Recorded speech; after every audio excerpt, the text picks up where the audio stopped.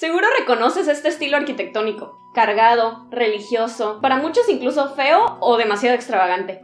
Bueno, se llama barroco, y para poder entenderlo debemos comprender su contexto, por qué se originó y por qué el pensamiento de la época generó la necesidad de tener esta corriente. Esto inició específicamente en la ciudad de Italia. El barroco es una corriente artística y como tal se manifestó en muchísimas artes: la música, la literatura, la pintura, la escultura y pues la arquitectura. Incluso se le reconoce el hallazgo de haber fusionado estas tres últimas. Constantemente se le concede el atributo de teatralidad, la perspectiva de que el barroco es una obra de teatro y hay que verlo como tal para poder entender su esencia. También buscaremos entender la gran carga ideológica de la corriente que, spoiler alert, en su gran mayoría religiosa. Pero sin que te duermas.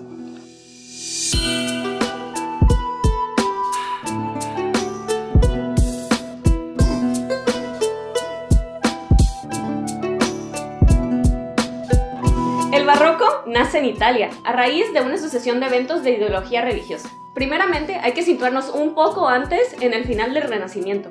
Esta era de avance, luminancia, donde se nos presenta el humanismo. El hombre toma protagonismo en su propia historia, se dedica a estudiarse a sí mismo, las artes toman un giro humanocentrista, y el hombre como centro del universo es un tema primordial. En este periodo, situado en el siglo XVI y supuestamente finalizado en el XVII, se nos presenta una serie de eventos católicos que desatarán dudas, hasta llegar a la misma reforma protestante. La Iglesia responderá con la contrarreforma, ante esta amenaza que era la tan natural duda humana. Nuestra historia comienza en la venta de las llamadas indulgencias. Las indulgencias eran vendidas al pueblo para supuestamente pasar menos tiempo en el purgatorio y tener asegurada su entrada al reino de los cielos. Básicamente te vendían la entrada al cielo. Ad hominem sexo. Padre. ¿Qué pasó, hijo? Pues, ¿qué pasó? En el pueblo me están crucificando. Pues, ¿qué hiciste? La verdad es que he pecado. ¿Qué pasó, hijo mío? Cuéntame tus pecados. Hice extorsión y secuestro. Eso tiene salvación, hombre. A ver, no sé, se me ocurre rico. A ver. Está. Te voy a pasar mi número de cuenta, aquí está.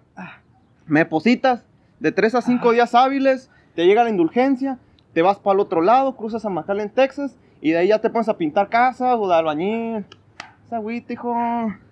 ¿Tú qué, güey? Como esta idea era reforzada por la Iglesia Católica y la sociedad europea de este contexto, bueno, ellos creían que todo lo que iba a pasar en la vida terrenal iba a tener repercusión en el cielo. Muchas personas compraban indulgencia y de hecho era un trámite súper común. Neta, padre, me lo jura. Sí, soy mercado platino, hombre. Ay, si también vendo mangoneadas y pongo inyecciones a 20 pesos. ¿Nomás cuánto? 20 pesos. Ah. Sí, güey. ¿Qué pedo? No traigo. O sea, ahí de... Cóbrese de las limosnas, ¿no? No, a ver, ¿cuánto traes? Se arma aquí. No traigo nada. No. Ey. 500. Ey. 2,500. Esa no es mi bolsa. Ey. No sé, que llamas víboras. Estas creencias fueron tomadas como verdad absoluta, hasta que nuestro señor Martín Lutero, un teólogo alemán, revocó este pensamiento y publicó una tesis donde hablaba de por qué las indulgencias eran la muestra de la corrupción católica. Hasta se fue de paso y habló del resto de vicios ejercidos por el catolicismo como institución terrenal. No mucho ha cambiado. Como es de imaginarse, este hecho enojó muchísimo a la institución religiosa y tacharon a Lutero de hereje. El invento para entonces reciente de la imprenta ayudó incluso a que la tesis de Lutero fuera difundida con mayor facilidad, y fue así como el pueblo tuvo contacto con estas ideas. Con la publicación de esta tesis se desataría una serie de eventos de gran importancia: el nacimiento de la Iglesia anglicana, guerras a causa de las inclinaciones religiosas, la división del reinado de Carlos V, como el chocolate, que sería dividido en 2 estados religiosos, y finalmente terminaría con la paz de Augsburgo en 1555. Ad hominem las mangoneadas. Ay, sí, muy graciosos, chicos, muy graciosos. ¿Quién diablos fue, ¿Fueron los monaguillos, Mario, ¿fuiste tú? Pero la iglesia no quedaría conforme con esto. quieren seguir haciendo desmadre. Buscando recuperar la fe del pueblo ante el golpe ideológico que hizo Martín Lutero, es como se crea la Contrarreforma de 1545. La Contrarreforma no fue más que la respuesta de parte de la institución católica y el papado ante la tesis de Lutero, iniciando con el Concilio de Trento, a las acusaciones de corrupción de Lutero, que junto a sus simpatizantes se lo denominaron protestantes. Esto con la misma reforma también trajo eventos de importancia y afirmaciones que la misma Contrarreforma contenía. Prácticamente fue una respuesta de parte de la iglesia. Oye, güey, ¿sí viste que Lutero anda de hocicón? Sí, que guau, y que no sé qué. Oye, ¿y mis mangoneadas sí saben mal? Pues mira, lo importante es que nos tenemos tú y yo.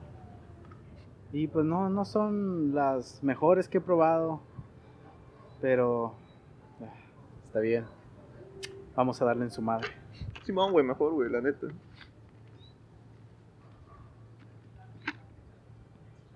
Meteoro. Y el padre.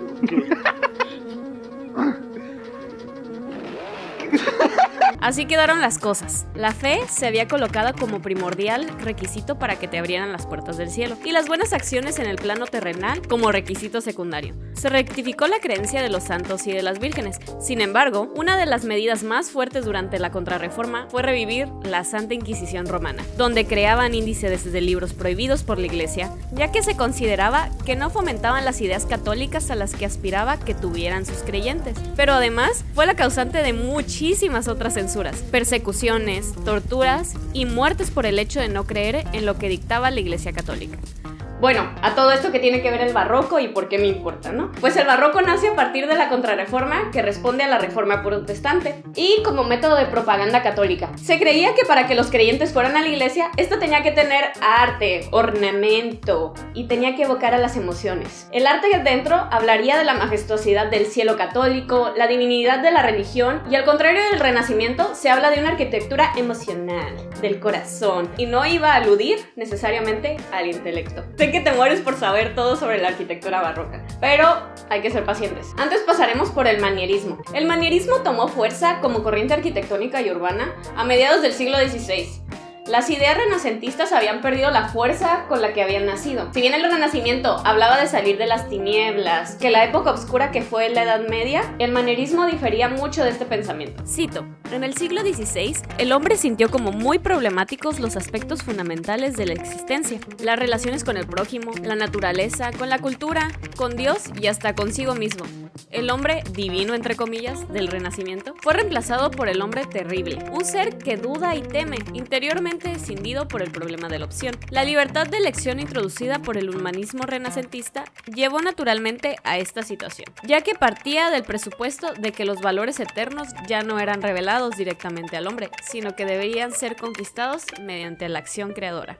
Así podemos entender el pensamiento de la época, regresando a una nueva clase de tinieblas, pero ahora no medieval ni ignorante como la que habíamos pasado, sino como una niebla que incita a la curiosidad, que busca respuestas. Si nos damos cuenta, esto tiene mucho que ver con el barroco, ya que lo que no quería la Iglesia Católica era que el hombre descubriera qué hay más allá. Por primera vez se nos presenta la duda como un punto importante en la creación. Si nos ponemos a reflexionar este hecho, veremos que el humano europeo desde el siglo XV y XVI buscaba desesperadamente de la impregnación religiosa en todas las acciones y disciplinas humanas. La iglesia andaba metida en todo. Y no es hasta el siglo XVIII que se logra aún más eficazmente. La iglesia como institución tenía ya muchísimo tiempo rigiendo y gobernando en conjunto con los reyes. De esta manera podemos analizar un poco mejor de cómo se materializa esta filosofía de arquitectura y urbanismo. Podemos observar principios humanistas construidos en el manierismo. Por ejemplo, mediante la utilización de la morfología, que es el estudio de la forma, que ésta aludía al ser humano como el centro del mundo, incluso del universo. O sea, siendo la idea que guía toda la obra, utilizando repetidas veces en las construcciones urbanas y arquitectónicas. Aún se conservaban las ideas renacentistas en la época, pues aún no se trataba de un cambio tan radical. Sin embargo, surge un nuevo lugar protagónico en las construcciones, el jardín. Este recurso fue utilizado para ampliar la perspectiva y comenzar a ver la ciudad como todo un paisaje, concepto que se desarrollaría de mejor manera en los años del barroco. Es entonces que con este espacio exterior ampliamos la visión y la imaginación. Cito: el tema del jardín como lugar fantástico y maravilloso, acaso hasta mágico y encantado, llevó a eliminar el límite de los recintos y transformar el jardín en un conjunto de lugares diferentes, diversamente caracterizados conforme con los sentimientos humanos. Lo que ven en este momento es un grabado de la Villa Montalto, donde se señala el jardín exterior y su monumentalidad. Podemos desde entonces observar un antecedente significativo al barroco, el detonante de los sentimientos humanos, que finalmente serviría de propaganda al catolicismo. Hablando formalmente de elementos morfotipológicos, o sea, los que estudian la forma de la obra y sus características, podemos señalar la siguiente cita de Norman Schulz. En general, durante el Cinquecento se desarrollaron dos tipos básicos de planta: la planta longitudinal centralizada para las iglesias más grandes y la planta central alargada para las iglesias más pequeñas y capillas. Ambos tipos expresan la nueva necesidad de participación en un sistema espacial amplio. También observamos la utilización de ejes y, de nuevo, el centro. Urbanísticamente se sigue apreciando las calles principales y estas tienden la intención de conectar los recintos religiosos por cuestiones de accesibilidad. Es imposible no observar la simetría repetidas veces en las obras. El uso de elipses, óvalos y círculos deformados se aprecian en planta por primera vez. Parece que la cuadrícula planeada del medioevo y el plato roto característico había cedido por primera vez ante los círculos y curvas que se nos presentaron con las glorietas manieristas.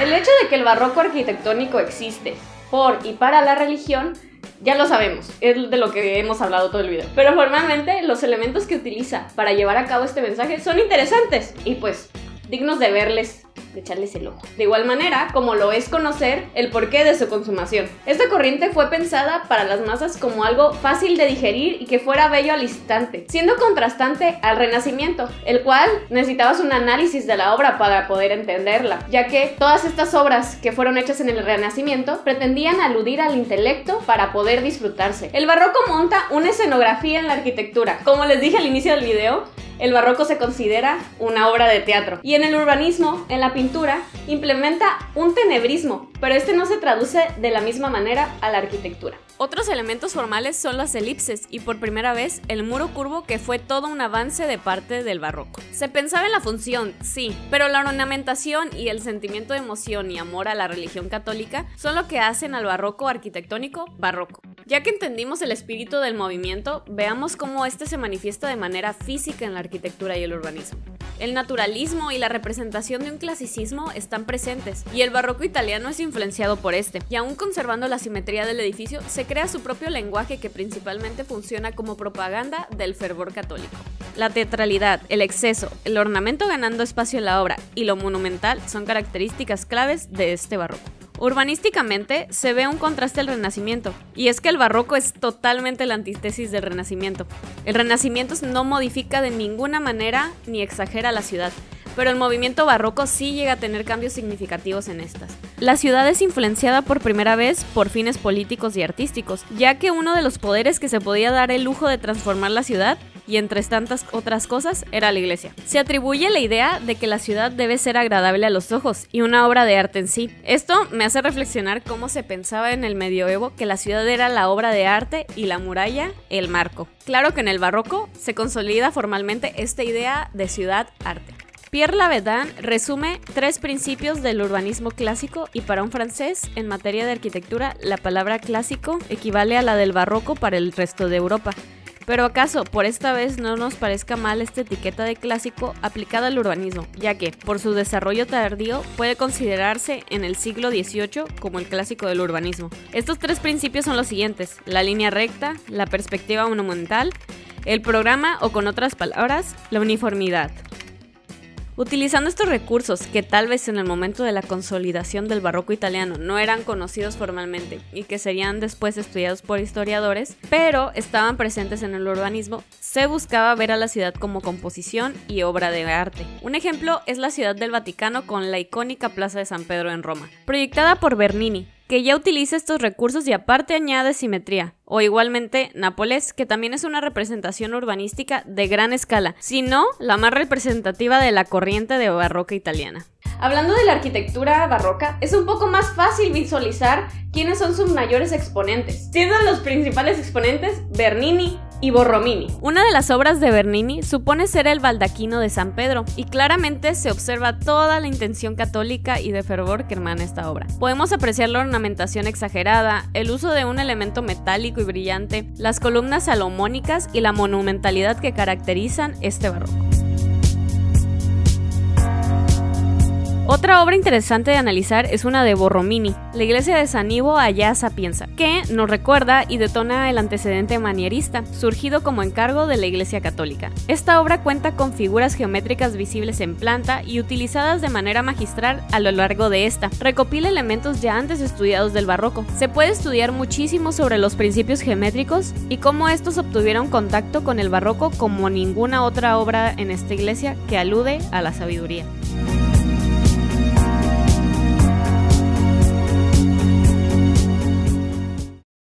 El tema del nacimiento del barroco simplemente es impresionante. Aprender cómo la iglesia se metió a la arquitectura nos despierta completamente el sentido de la curiosidad. Si bien el barroco desde el principio pintaba ser una corriente cargada de tanta historia y contexto católico, me parece importante conocer por qué. ¿Qué hechos desencadenaron su establecimiento como corriente arquitectónica? Y bueno, yo soy Marcela, plebes. Ya me voy, ahí te encargo nomás, sin que te duermas.